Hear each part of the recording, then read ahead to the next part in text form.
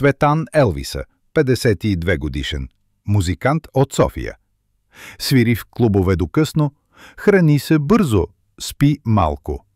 Холестеролът му небето, килограмите все повече, совари. Проблемът – задъхва се по стълбите. Партньорката му се притеснява за здравето му.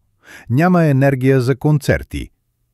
Чувствах се като 70 годишен в 42 годишно тяло. Споделя Елвис. Откритието. В една стара песен на баба му открива рецепта. Научава, че чесънът и джинджифилът естествено понижават холестерола, а канелата ускорява метаболизма. Методът.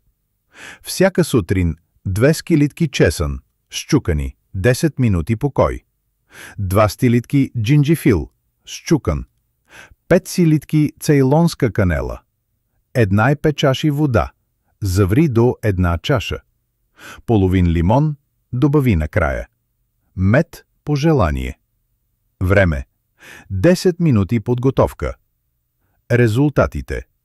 След 8 седмици холестерол по-малко 25%, тегло по-малко 8 кг, енергия повишение 300%. Партньорката ми каза: върна се моят Елвис.